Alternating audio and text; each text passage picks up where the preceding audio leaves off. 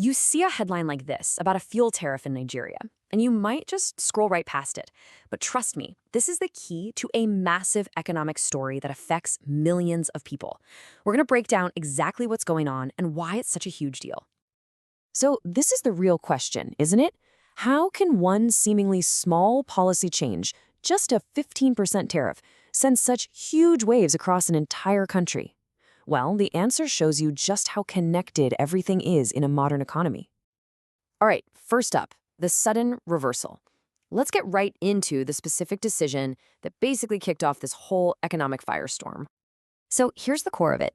The government was all set to add a new import tax on fuel. And then, in a pretty dramatic pivot, they scrapped the whole idea. The real question is, what would make them do a complete 180 like that? And we're talking about 15%. That's not just a tiny adjustment. It's a huge tax that would have been added to the cost of every single liter of imported fuel. Taking that off the table is a massive economic move. Next, let's look at the price at the pump. This is where a government decision stops being some abstract idea and starts hitting millions of people right in their wallets every single day. This really lays out the two different paths, doesn't it? It's pretty simple, really. On one side, if you add a 15% tax to an imported product, that cost is absolutely going to get passed on to the consumer. That means higher prices at the pump.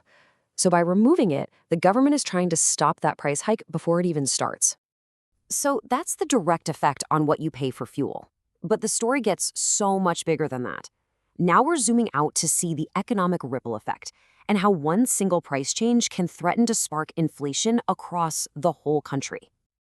This is such a great question because it gets right to the heart of how modern economics works. See, fuel isn't just something you put in your car, it's the lifeblood of the entire economy. So what happens when its price suddenly changes?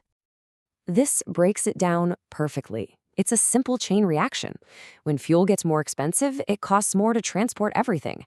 We're talking food, construction materials, you name it. And those higher transport costs mean the final products in the store get more expensive. When the price of pretty much everything starts to go up, well, that's inflation. This decision to drop the tariff is an attempt to stop that very first domino from falling. And now for the final and maybe the most important piece of the puzzle. To really get why this 15% tariff matters so much, we have to dig into this deep-seated paradox that sits right at the heart of Nigeria's economy. And this is it, the oil dependency paradox. It sounds completely counterintuitive, right? Nigeria is one of the world's major producers of crude oil. You'd assume they have all the fuel they could ever need. But the reality is they have to import the refined products we actually use, like petrol. And this is where it all ties together. Because Nigeria has to import its refined fuel, its entire economy is super vulnerable to the price of those imports. That 15% tariff wasn't just another tax. It was a direct pressure point on a national vulnerability. Removing it is an attempt to release that pressure. So when you boil it all down, what we're looking at is a government using a short-term tool to manage some very real, immediate economic pain. Getting rid of the tariff helps keep prices down today. But, and this is a big but, it doesn't solve the bigger, long-term challenge of why a major oil producer needs to import fuel in the first place. And that leaves us with the most critical question of all. Removing a tax might ease the pain for now, but what's the long-term solution? How can Nigeria finally solve its fuel dependency and break this paradox for good? That is the billion-dollar question, and it's the real story we should all be watching.